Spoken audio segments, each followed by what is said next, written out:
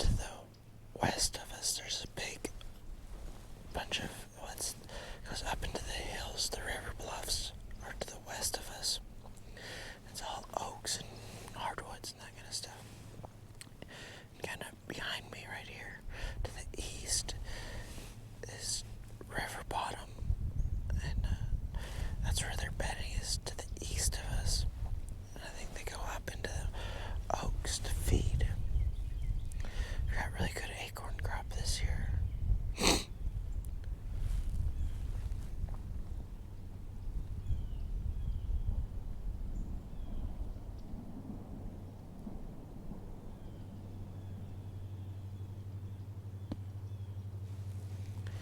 Sounds like it's a good time to be hunting ducks. And getting some pretty good shooting down here on the Illinois side of the river.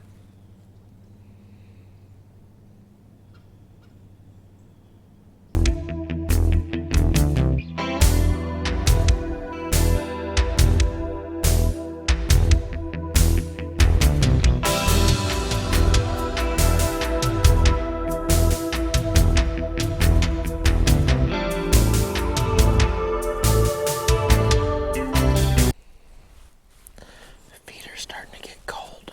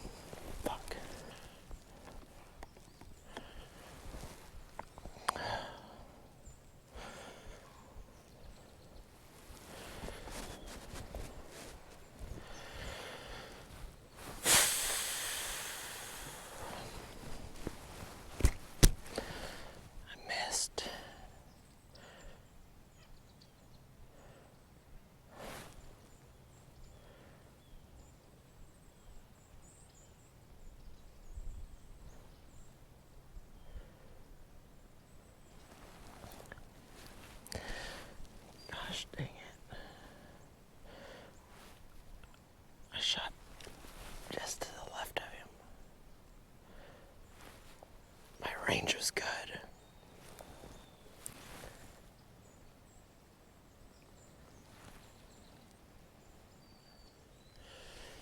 He busted me when I went to draw on him.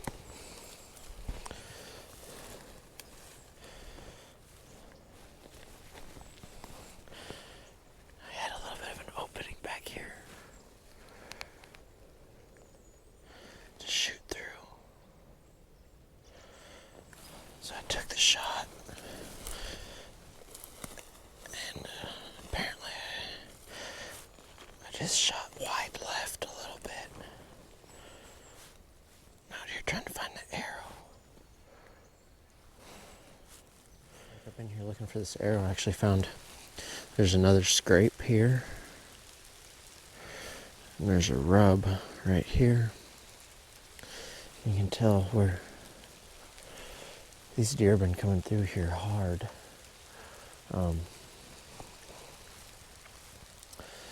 It's actually started raining now, so I'm gonna go. I can't believe I missed that deer. And he wasn't a monster.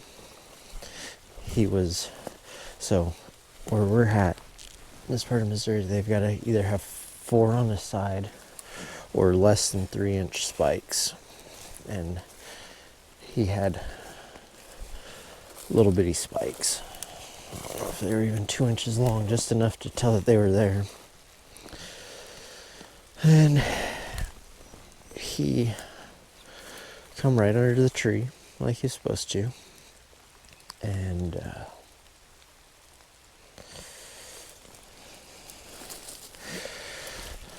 I think I just need to get higher. Where these trees that they're real tall, straight trees, and I'm not gonna find this arrow and this stuff. Not without a lighted knock. Anyways,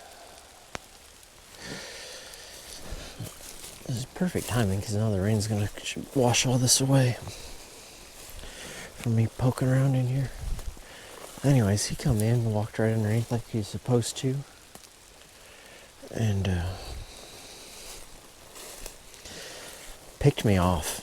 That's 2 deer in 2 sits that have picked me off out of this tree, and it's no wonder. I get down here. I don't know if you can.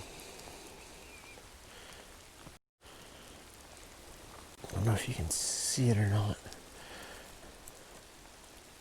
but you can see the stand here. It's pretty obvious, and it's not that high. So, but he was right underneath me. This is what his view looked like. There's no wonder he saw me. After I got my stand pulled down, I went back up and looked for that arrow again, and I did find it. Yeah, it was definitely a clean miss. I missed him wide left, not by much, just a little bit. He was angled pretty sharp away from me. I felt like it was a good enough shot. You know, it wasn't perfect as far as, you know, his angle, but that steep angled away, it's not hard to get it angled up through the vitals. Like you just have to hold where you want it to exit, not where you want it to enter. So I don't feel like that was a bad shot. There was a little bit of stuff in the way, but the arrow actually got through it super clean. I don't think it was deflected. I think I just was I missed by literally like 6 inches is all, 5 inches maybe. It just happens. It was 40 yards, 35 yards. Didn't have a real range on it. The range that I held for was perfect. But I was just off to the left a little. So I'm gonna make a video on sharpening broadheads, put that up, and I took advantage of this rain that came in. That's right after I shot, it started raining, and then slash sleeting. It's actually pretty nasty out right now. And then I took advantage of that, poked around a little bit, because all my scent's going to get washed away here today before the deer ever even come back. They'll never know I was ever there. There's some hot sign right there where I'm hunting, that whole area where I'm at. And I'm going to capitalize on this as long as I can. I've